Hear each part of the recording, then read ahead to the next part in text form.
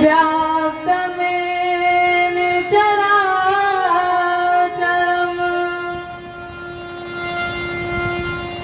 सद्पदम् दर्शितमे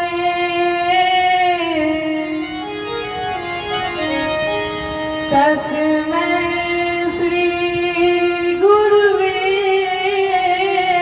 नमः। कृष्णाय वासुदेवाय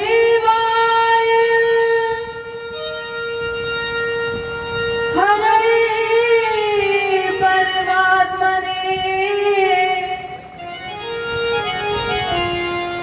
प्रणत कृष्णासाय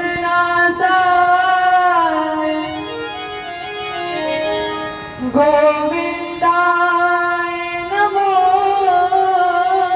नमः। व्रजे वसन्तम् नवनीतचारम्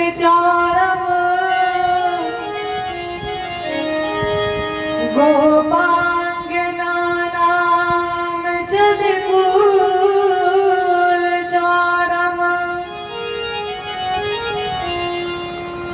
अनेक जन्मार्जित पापचारम्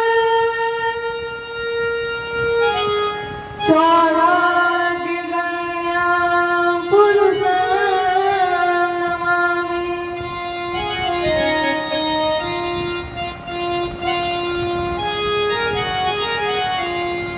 नारायणं नमस्कृत्य नरं चैव नरोत्तमम् देवीं सरस्वतीं व्यासम् ततो जयमुदीरये।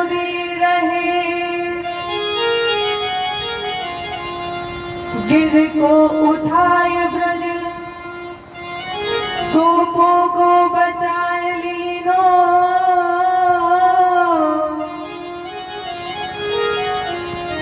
अग्नि से उबारे पांडु बालक मझारी के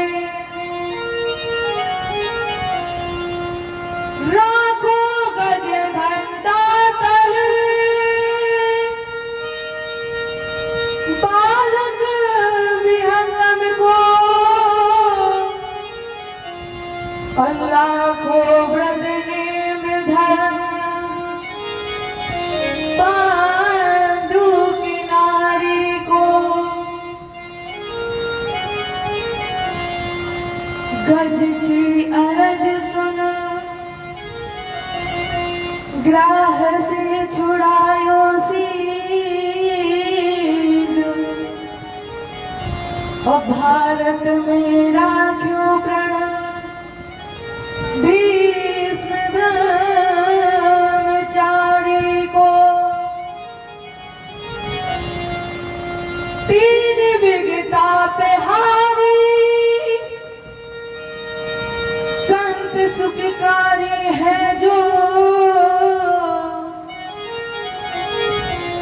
मोहे तो भरोसो बाही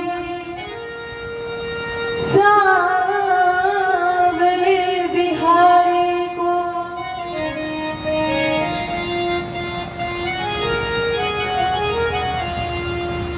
हे भारत के सारथी लाखों बार प्रणाम। आकर डोर संभालिए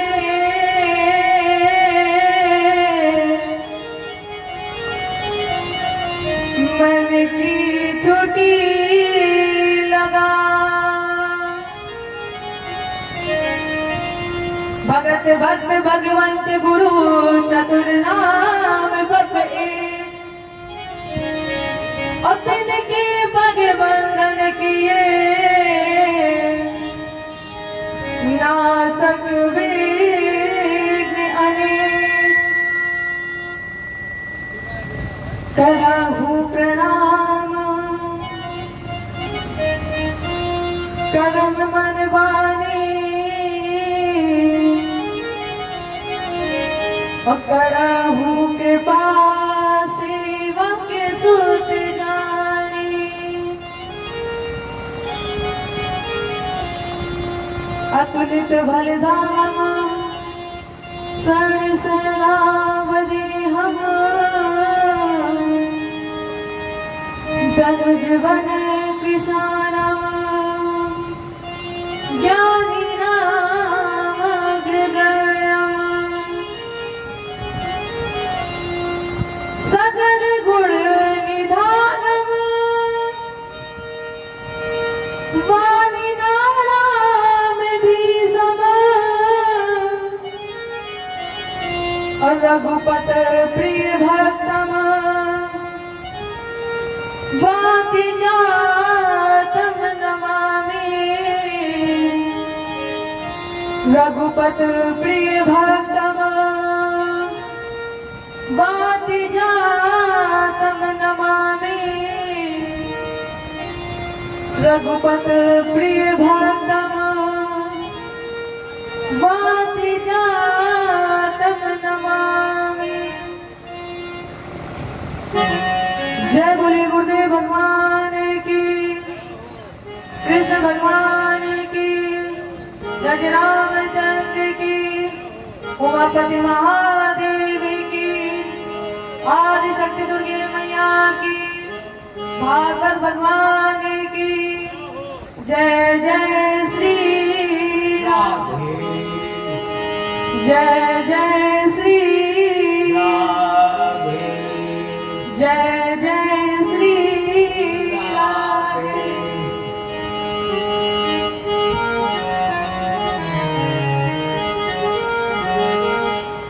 श्रीमद् भागवत कथा को श्रवण करने से पूर्व चलिए सर्वप्रथम अपने मन और वाणी को पवित्र करें और बिहारी जी से कहें, ठाकुर जी आपने जिस तरह से मुझे अब तक संभाला है उसी तरह से जीवन भर मेरा साथ देते रहिए। और कहते हैं ताली की सेवा के साथ, मेरे जर्जर है पाँव,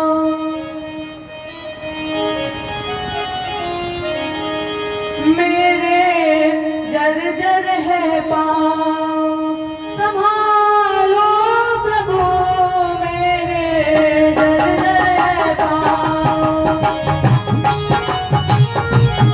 मेरे जर्जर है पाँव, संभालो प्रभु मेरे।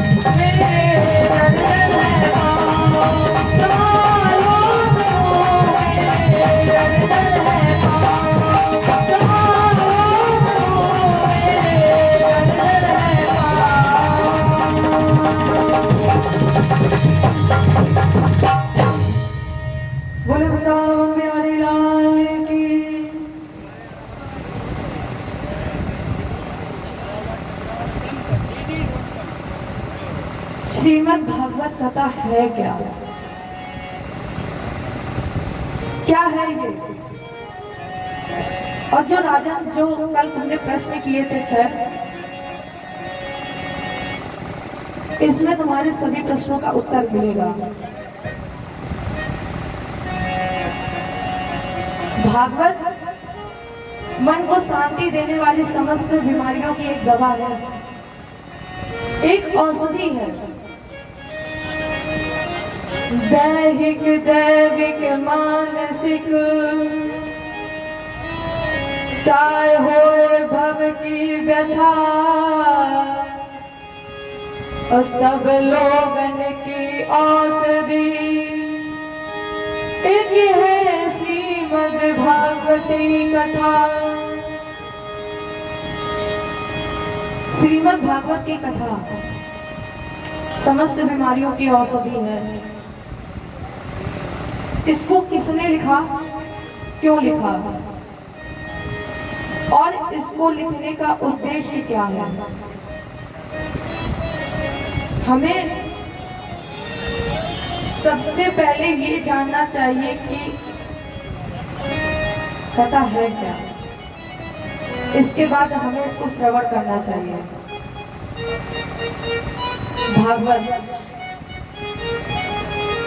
भागवत में 4 अक्षर हैं, भ, ग, व और ता। भा माने भक्ति, गा माने ज्ञान और वा माने वैराग्य। जब आपके अंदर भक्ति होगी, ज्ञान होगा, वैराग्य होगा, तो भागवत जी की अंतिम जो गति है ता माने त्याग। जब एक मनुष्य के अंदर भक्ति ज्ञान वैराग्य की पराकाष्ठा होगी, तब अपने आपके अंदर पैदा होगा त्याग। और त्याग हमारे आपके लिए मुक्ति का एक साधन है। अब यहाँ भागवत जी का दूसरा भाव, दूसरा महत्व, भागवत सर्वलोकेषु गतिर्दश अलौकिकी वर्ण्यम सर्वशास्त्रेषु तदर्श्याम भवाम कुधा। भाव प्रकाश का सूचक है। तब वह निश्चित भव सागर से पार हो जाता है। भाव माने भक्ति। अगर भक्ति करोगे तो निश्चित है कि आप भव सागर से पार हो जाओगे। जिसका लेखन वेद व्यास जी ने द्वापर युग के तृतीय चरण में सांप्रयास नाम के आश्रम पर देवर्षि नारद की प्रेरणा से किया। और इन्होंने श्रवण किसको कराया? अपने पुत्र सुखदेव जी को। सुखदेव जी ने कहा, सुखदेव जी ने ये कथा राजा परीक्षित को सुनाई। जिस समय महाभारत का युद्ध हुआ, यदा मृदे कौरव संज्ञाना वीरे स्वातो वीर गतम गतेषु। जिस समय महाभारत का युद्ध हुआ, महाभारत के युद्ध में महाबली भीम ने अपनी गदा से धृतराष्ट्र पुत्र दुर्योधन की दाहिनी जंगा तोड़ दी। महाभारत के युद्ध का यही विश्राम हो गया। महाभारत क्रांति की कथा है और जब जब क्रांति होती है उसका परिणाम शांति में ही आता है। तो महाभारत में क्रांति हुई और जब क्रांति का विश्राम हुआ तो श्रीमद् भागवत रूपी अमर शांति का संदेश वेद व्यास जी के द्वारा नारद जी की प्रेरणा से प्रकट हो गया। महाभारत का युद्ध दो भाइयों का विवाद ही है। जिस समय भीम की गदा से दुर्योधन की जंगा टूट गई तो दुर्योधन का एक मित्र था अश्वत्थामा। दुर्योधन ने कहा, मित्र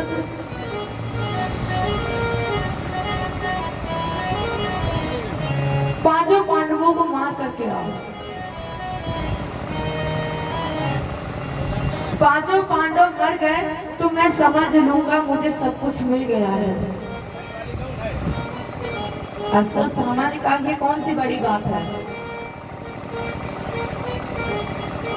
लेकिन अश्वत्थामा भूल गया था कि जिसके सर पर भगवान की कृपा है, जिसके जीवन रूपी रस्सी की भागदौड़ हमारे ठाकुर जी के हाथ में है, क्या उसको कोई कुछ भी कर सकता है। अश्वत्थामा भूल गया था। अश्वत्थामा ने कहा, ठीक है दुर्योधन, मैं अभी पांचों पांडवों का सर आपके सामने लाकर दे रहा हूं।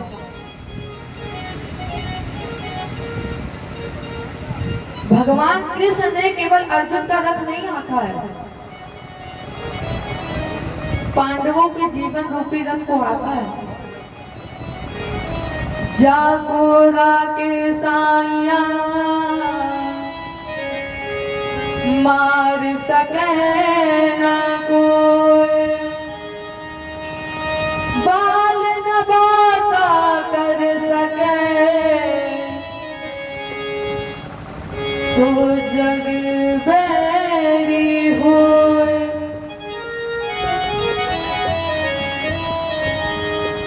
तो भगवान कृष्ण जिस शिविर में पांडवों के साथ थे, उस शिविर में द्रौपदी के पांचों पुत्रों को लेकर आया।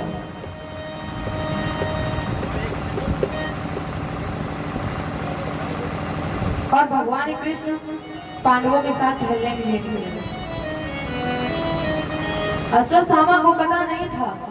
अश्वत्थामा गया उस शिविर में और द्रौपदी के पांचों पुत्रों की हत्या कर दी।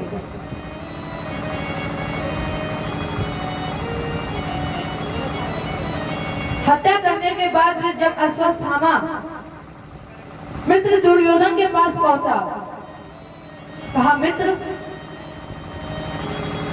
मैंने पांचों पांडवों को मार दिया है। तो दुर्योधन ने कहा, मुझे चाहिए भीम का सर। मित्र मुझे भीम का सर दे दो।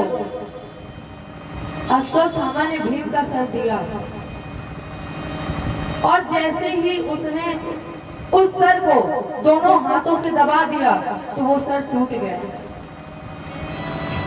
दुर्योधन ने कहा, ये तुमने क्या कर दिया। ये भीम का सर नहीं है, ये कोई खिलौना नहीं है कि जो आसानी से टूट जाए।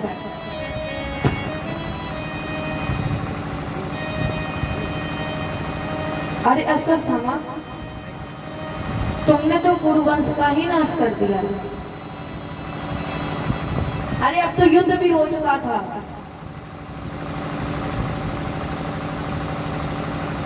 इसके बाद द्रौपदी गई शिविर में, द्रौपदी ने जैसे ही देखा कि उसके 5 पुत्र मर गए हैं, चिल्ला उठी, वो रोने लगी। कहा, हे ब्रह्मा,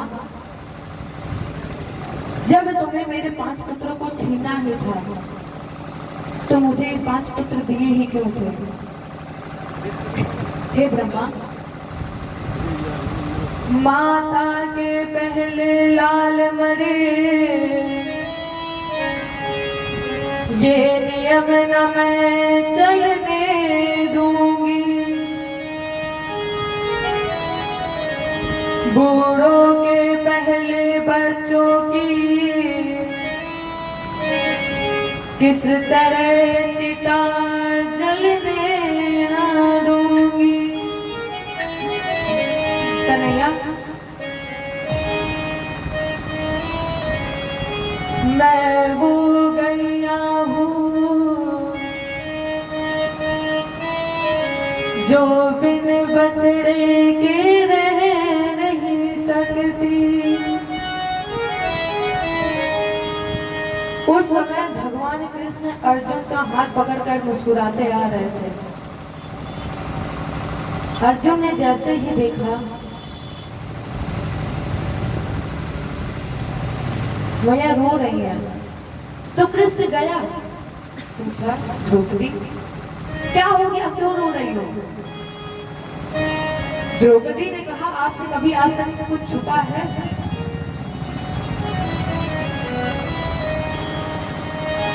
जैसे ही अर्जुन को पता चला कि द्रौपदी के 5 पुत्रों को मार दिया, कृष्ण और अर्जुन रथ पर बैठे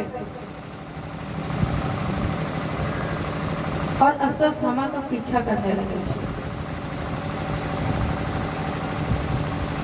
अश्वत्थामा ने अपने आप को बचाने के लिए ब्रह्मास्त्र का प्रयोग किया। जब अर्जुन और कृष्ण पीछे जा रहे थे, अर्जुन ने कहा, प्रभु इस ब्रह्मास्त्र में मैं जल रहा हूं, मुझे बचाइए। कन्हैया ने कहा कि तुम भी ब्रह्मास्त्र का प्रयोग करो।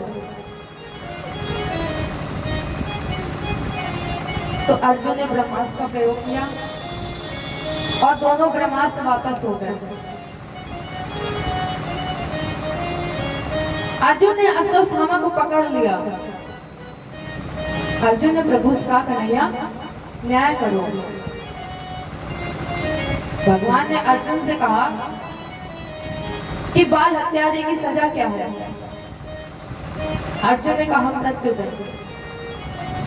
भगवान बोले, तो मार दो, लेकिन ये ब्राह्मण है, ब्राह्मण की हत्या कभी नहीं करनी चाहिए। भगवान कह रहे हैं, अर्जुन ब्रह्म बंधुर हंतव्य आता ताई बदारहणा। आता ताई का वध कर देना चाहिए, लेकिन ब्राह्मण अवध है, इसको पूजिए।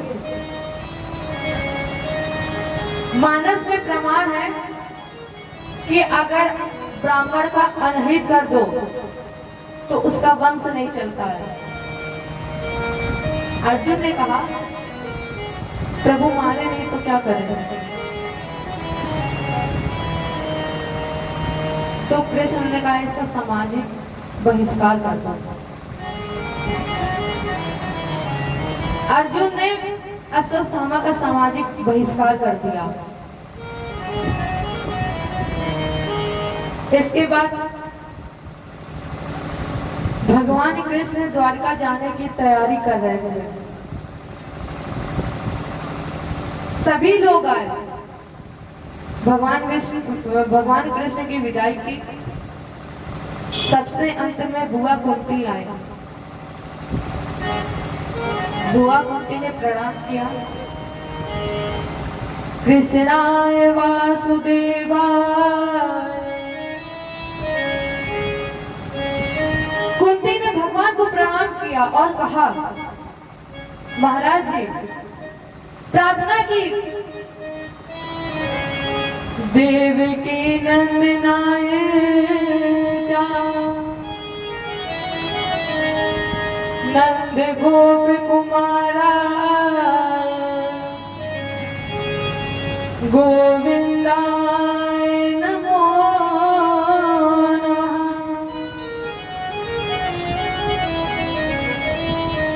इस श्लोक में 32 अक्षर है।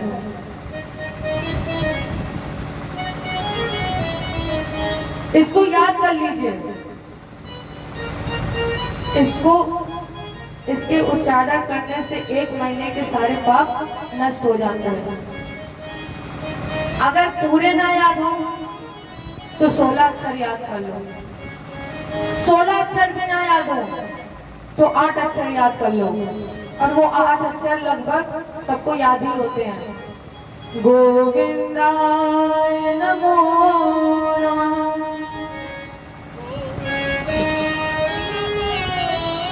भगवान ने कहा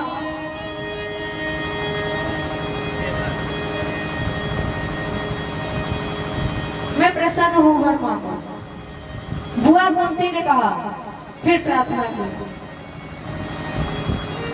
नमा पंकज नाभाय, नमा पंकज मालिने,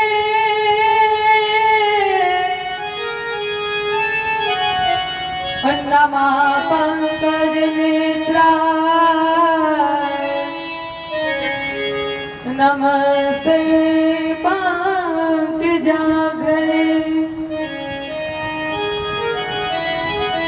भगवान का वर मांगो। कुंती ने कहा कन्हैया आपको वर देना है तो मुझे दुख दे दीजिए। कन्हैया मुझे दुख दे दीजिए। तो भगवान ने कहा कि बुआ इतने दुख तुमने जीवन में झेले हैं, फिर भी आपको दुख से संतुष्टि नहीं हुई। कुंती ने कहा सुख भी तो तुम्हारे हैं, दुख भी तो तुम्हारे हैं। प्रभु दुख भी तुम्हारे हैं और सुख भी तुम्हारे हैं, लेकिन मुझे सुख नहीं चाहिए, मुझे दुख चाहिए। छोड़ो मैं किसे भगवन, दोनों तो तुम्हारे हैं। दुख भी मुझे प्यारे हैं, सुख भी मुझे प्यारे हैं। छोड़ो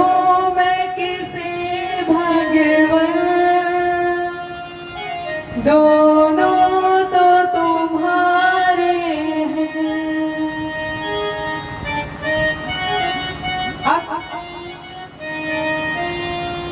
आपके सामने दुख हो और एक तरफ सुख हो, कहा जाए सुख और दुख को कहाँ रखोगे? दुख को रखना अंदर और सुख को रखना बाहर।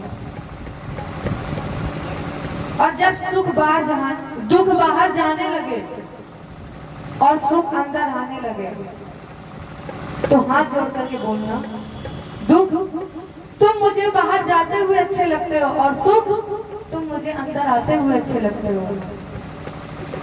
कहा संसार है एक नदिया,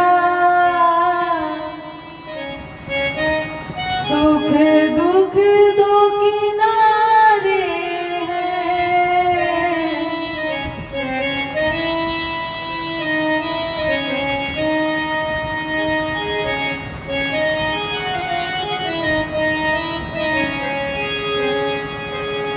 संसार है एक नदिया,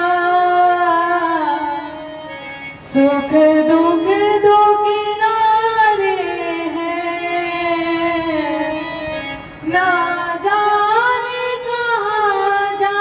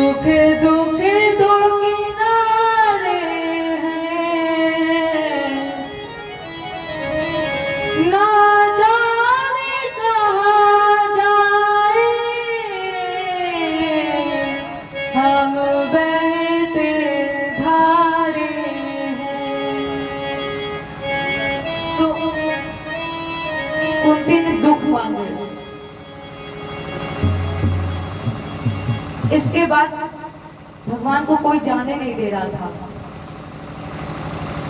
कभी कुंती रोक रही थी, कभी द्रौपदी, तो कभी बहन सुभद्रा रोक रही थी। तो भगवान ने कहा ठीक है, आज नहीं, हम कल चले जाएंगे। रात में विश्राम किया। अचानक भगवान की दृष्टि खुल गई, शिविर के बाहर आए। भगवान ने देखा सभी सो रहे हैं, लेकिन युधिष्ठिर के शिविर में दिया जल रहा था। जिज्ञासावश भगवान युधिष्ठिर के शिविर में गए। उन्होंने देखा युधिष्ठिर दिए के सामने बैठा रो रहा है।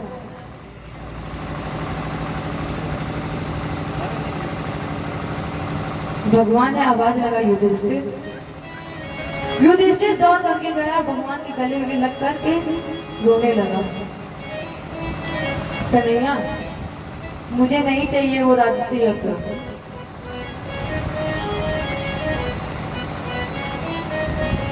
जिसके कारण मेरे सभी रिश्तेदार की हत्या हो। मुझे नहीं चाहिए वो राजसी यज्ञ। भगवान कृष्ण ने युधिष्ठिर को समझाया, गीता का ज्ञान दिया। यहाँ भगवान कृष्ण ने दो लोगों को गीता का ज्ञान दिया है, अर्जुन को और अब युधिष्ठिर को दे दिया। लेकिन युधिष्ठिर को जब भगवान कृष्ण ने गीता का ज्ञान दिया, युधिष्ठिर को कुछ समझ में नहीं आ रहा था। वो समझना ही नहीं चाहता था। क्यों? क्योंकि युधिष्ठिर ने कृष्ण को कभी भगवान माना ही नहीं। युधिष्ठिर तो भगवान कृष्ण को अपना सबसे छोटा भाई मानते थे। तो गीता समझाने के लिए भगवान कृष्ण पांडवों और द्रौपदी को लेकर भीष्म पितामह के पास गए।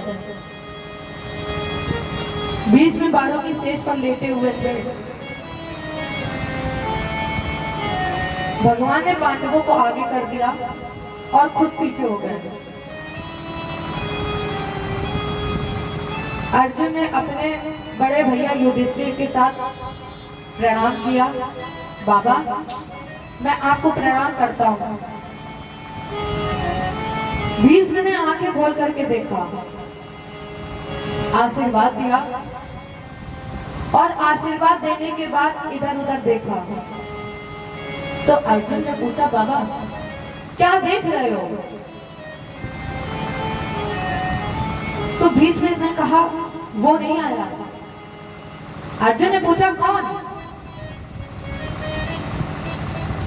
तो भीष्म ने कहा, जिसने मेरी प्रतिज्ञा के लिए अपनी प्रतिज्ञा तोड़ दी।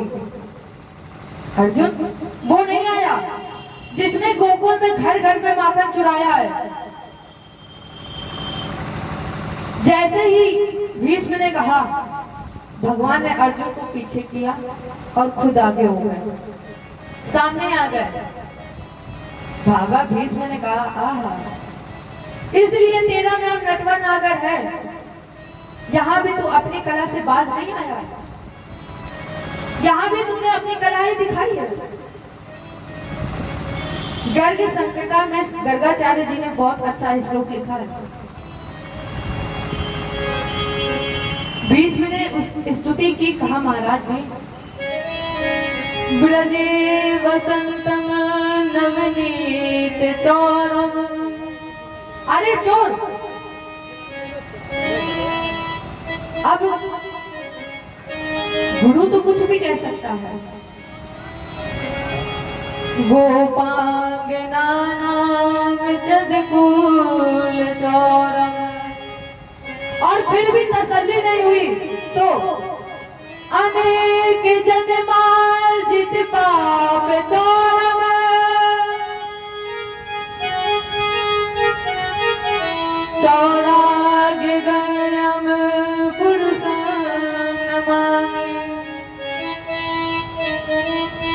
तसल्ली नहीं हुई तो गोकुल वृंदावन में माखन चुराने वाले तसल्ली नहीं हुई तो यमुना पुल पर गोपियों की चीर चुरा लिए।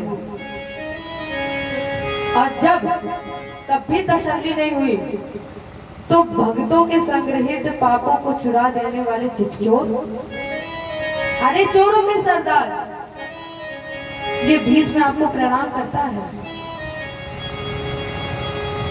भगवान बोले, हम सोच रहे हैं कि आप धर्म का उपदेश करें। द्रौपदी ने कहा, आज पता नहीं भगवान को हो क्या गया, मेरे भैया को पता नहीं क्या हो गया। भीष्म ने कहा, आदेश।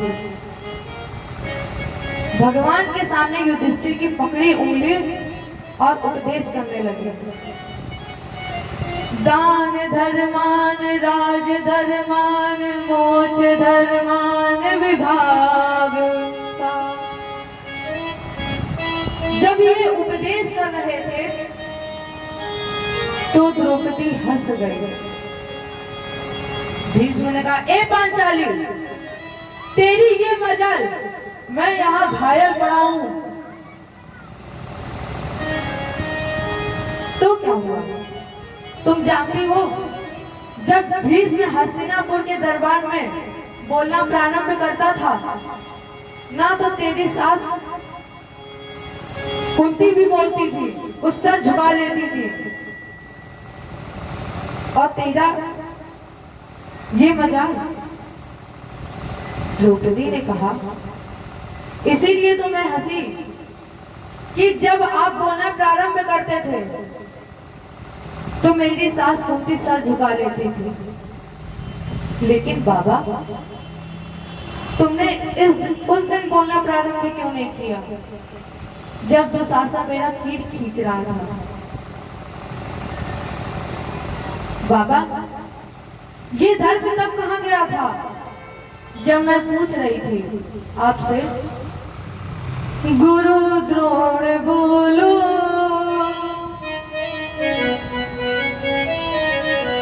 पितामह जी बोलो,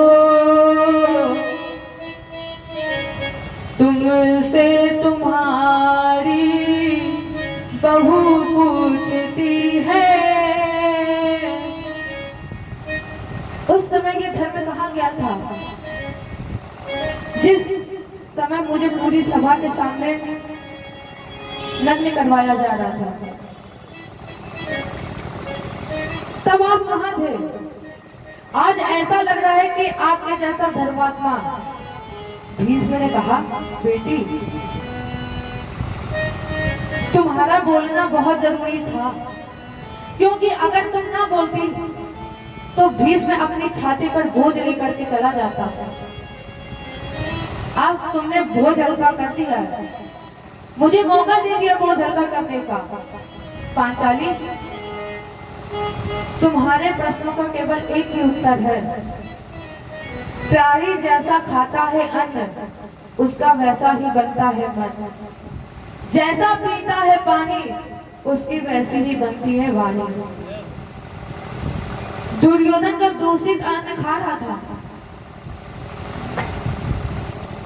उपदेश दिया। भगवान बोले, बाबा चले। भीष्म ने कहा, जाने से पहले मेरी एक इच्छा है, उसको पूरी कर दीजिए। भगवान ने कहा, बोलिए। भीष्म ने कहा कि मेरी बेटी से विवाह कर लीजिए। वहां पर और तो कोई नहीं बोला। अर्जुन बोले, क्योंकि अर्जुन तो सर पर चढ़े थे।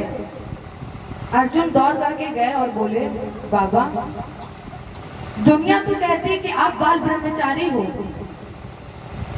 अरे आप जा रहे हो तो अब कह रहे हो कि मेरी बेटी से विवाह कर लो।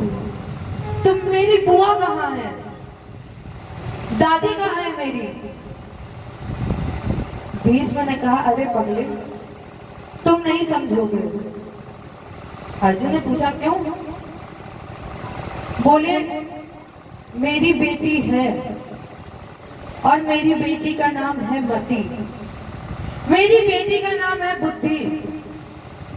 आज तक ये बुद्धि कहीं लगी नहीं है, इसलिए आज सोचते हैं कि मेरी बुद्धि अगर भगवान में लग जाए तो मेरा कल्याण हो जाएगा। इति मति रूप कल्पिता वितृष्णा भगवती सात्वत पुंगवे विभूमि। मेरी बुद्धि अगर भगवान कृष्ण के चरणों में लग जाए तो मेरा कल्याण हो जाएगा। भगवान को भीष्म ने बुद्धि समर्पित कर दी और कन्हैया वापस चले।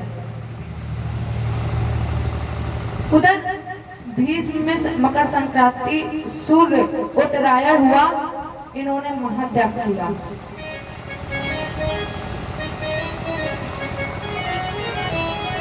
इस प्रसंग का शायद 1 साल आप सुने होंगे, आता था पहले। ज्योति से ज्योति जलाते चलो,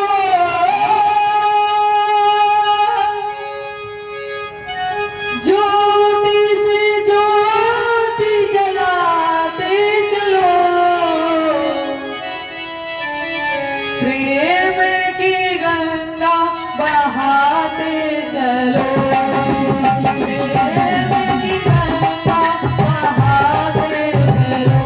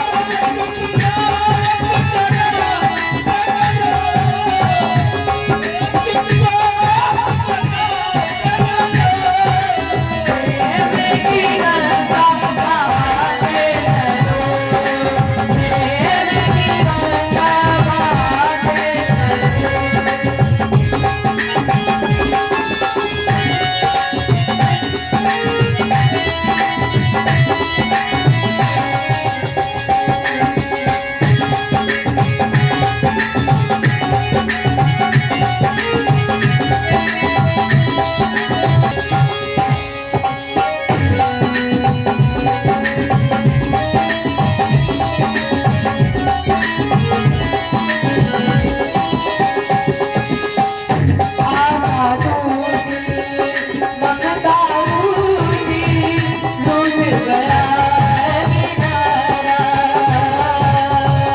आजाद नब का टूटी गया है किनारा,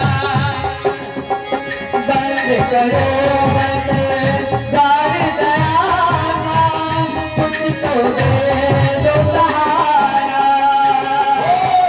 बंद करो साग गया तुझको दे दो सहारा। दीप जला कर जला दे चलो, दीप जला कर जला दे चलो,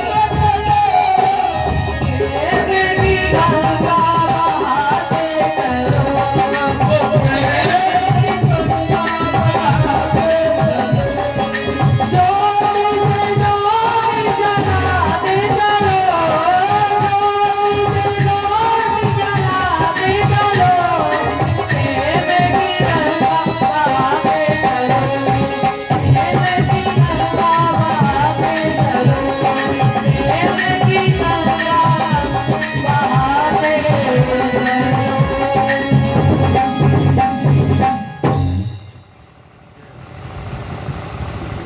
युधिष्ठिर का राजद्रोह हुआ। भगवान ने द्वारिका में प्रवेश किया, लेकिन प्रवेश करने से पहले भगवान ने उत्तरा के गर्भावस्था में बच्चे की सुरक्षा की। उत्तरा के गर्भ में जाकर के उसके बच्चे की सुरक्षा की।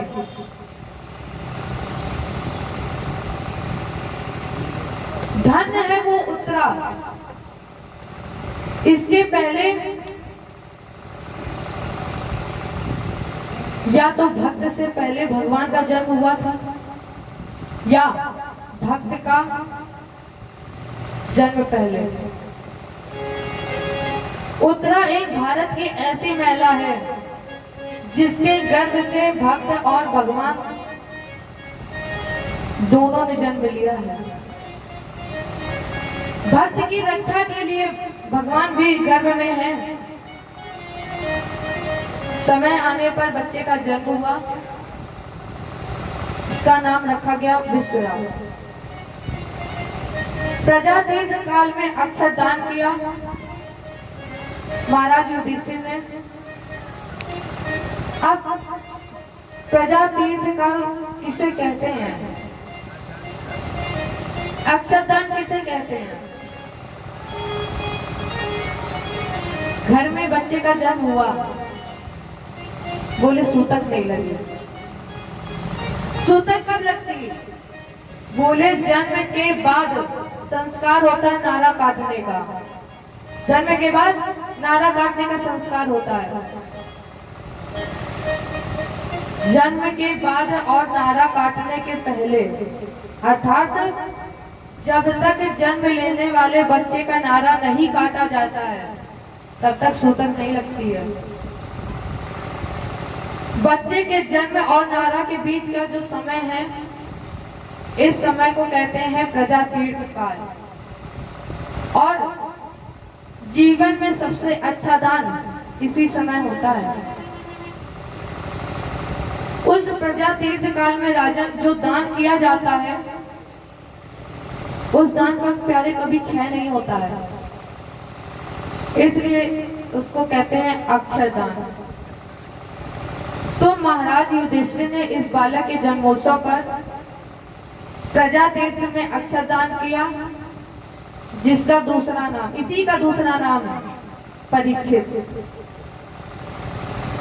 युधिष्ठिर ने 3 अश्वमेध यज्ञ कराए। भगवान कृष्ण प्रत्येक यज्ञ में आए।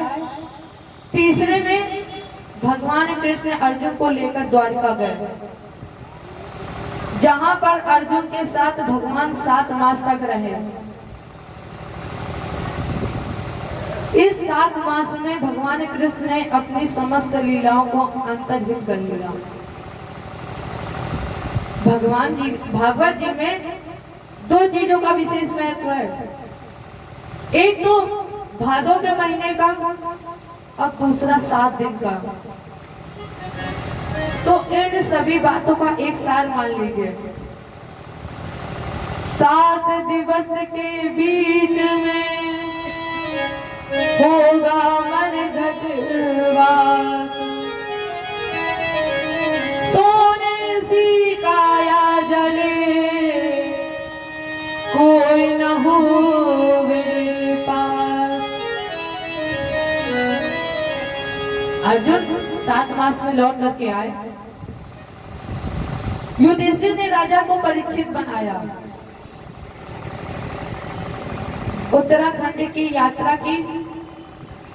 परीक्षित का जब राज प्रारंभ हो गया, राजा परीक्षित ने अपने मामा उत्तर की पुत्री इरावती से विवाह किया। सा उत्तरस्य तनया मुपेने इरावती। इरावती से विवाह किया, जिनसे 4 पुत्र पैदा हुए, जनमेजय, सुतसेन, भीमसेन और उग्रसेन।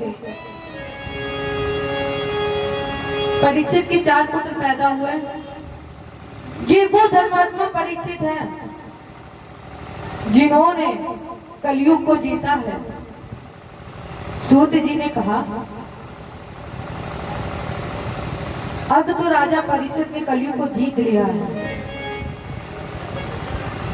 कलयुग को बंधन मुक्त क्यों कर दिया?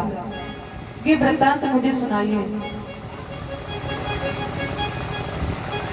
सूत जी ने कहा, राजा परीक्षित जब दिग्विजय करते हुए, जिस समय राजा परीक्षित कुल जांगल प्रवेश में रुके हुए थे दिग्विजय के लिए, एक दिन इन्होंने सरस्वती के किनारे एक विचित्र दृश्य देखा। वो क्या था विचित्र दृश्य? तत्र गोविदुनम राजा हन्यमानम नाथवत दंजहस्तम चव्रफलम ददृशे नकोलालछनम।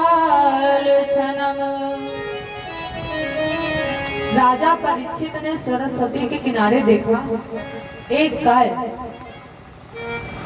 जिसके पीछे एक बैल, 3 पैर टूटे हुए। काले रंग का राजा मूसल से चोट खा रहा है। अब गाय पीछे मुड़कर बार बार देख रही है, टकरा रही है, रो रही है। बैल पूछ रहा, माँ क्या आप इसलिए रो रही हो कि मेरे 3 पैर टूट गए हैं, या फिर इसलिए रो रही हो कि धर्म का विनाश हो रहा है और अधर्म का साम्राज्य स्थापित हो रहा है, या ब्राह्मण संत देवताओं का अनादर हो रहा है, इसलिए रो रही हूँ? परीक्षित ने कहा, इसका मतलब ये बैल नहीं है। अरे धर्म को जानने वाले धर्मात्मा कौन हो तुम? और ये गाय कौन है? राजेंद्र, तुम जो ये गाय देख रहे हो ना, ये गाय नहीं है, फिर ये पृथ्वी है। और ये जो तुम बैल देख रहे हो, ये बैल नहीं है, ये धर्म है।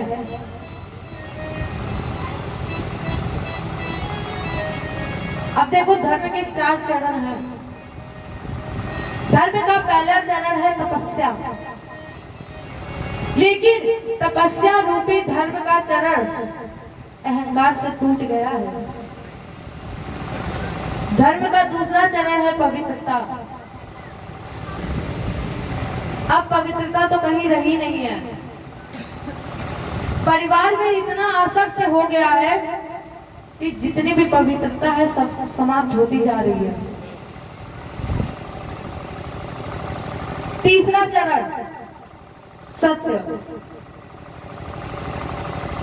कलयुग में सत्य भी शून्य हो गया है। अब तो कोई सत्य बोलता ही नहीं है। मानस मानस जी ने एक संकेत दिया है, झूठ ही लेना झूठ ही देना, झूठ ही लेना झूठ ही लेना, झूठ ही देना, झूठ ही लेना, झूठ ही भोजन झूठ जमेना, झूठ ही भोजन झूठ जमेना,